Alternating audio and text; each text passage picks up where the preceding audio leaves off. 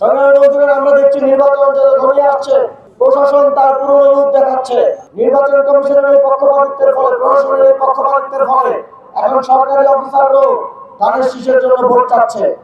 সারা দেশে আমরা যে ন্যায় ও ইনসাফ এবং সুশাসনের বাংলাদেশ গড়ার জন্য কাজ করে যাচ্ছি, সেই লক্ষ্যকে সফল করা আপনাদের অন্যতম দায়িত্ব। আশা করি আপনারা সেই জন্য কাজ করবেন। সংগ্রামী বন্ধুরা, আমরা দেখছি নির্বাচন যত ঘনিয়ে আসছে, প্রশাসন তার পুরনো রূপ দেখাচ্ছে। গতকালকে আপনারা সোশ্যাল মিডিয়ায় দেখেছেন না, পঞ্চগড়ে একজন সহকারী প্রিজাইডিং অফিসার ধানের শীষের ভোট চাচ্ছে।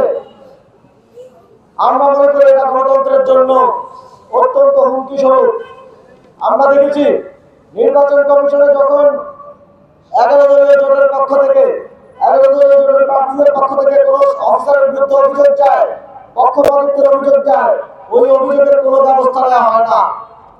অথচ বিএনপির প্রার্থীকে সদস্য করার কারণে ওই দিন যেতে না যেতে অফিসারকে উচ্চ করতে আমরা দেখেছি। আমরা দেখছি এই পক্ষপাতিত্বের ফলে RICL TMX যুগের পর যুগ স্থাপনা থাকে মজবুত। নির্বাচন কমিশনের এই পক্ষপাতিত্বের ফলে, প্রশাসনের এই পক্ষপাতিত্বের ফলে এখন সরকারি অফিসাররাও ধানের শীষের জন্য ভোট চাচ্ছে। যদি আপনারা আবারও প্রশাসন তন্ত্রকে কাজে লাগিয়ে পাতানো নির্বাচনের মাধ্যমে ক্ষমতায় আসতে চান, আপনারা মনে করবেন না যে শেখ হাসিনার মতো আপনারা পার পেয়ে যাবেন।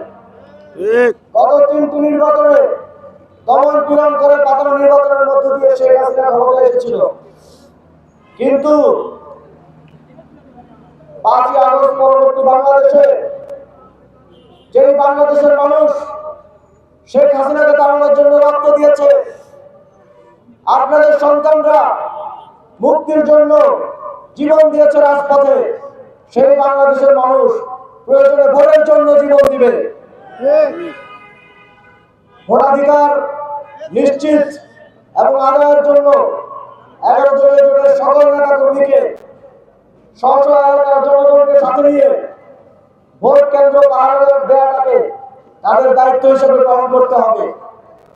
যদি আপনি আপনার নিজের এবং এলাকার মানুষের ভোটাধিকার নিশ্চিত না করতে পারেন, তাহলে আবারও আপনার সন্তানকে রাজপথে জীবন দিতে হতে পারে, তাহলে আবারও শেখ হাসিনার মতো কোনো ফ্যাসিবাদ তৈরি হতে পারে। সুতরাং একদিনের কষ্ট এবং আমাদের আগামী 10 দিনের পরিশ্রম আগামী 5 বছর আপনাদের ভবিষ্যৎ নির্ধারণ করবে।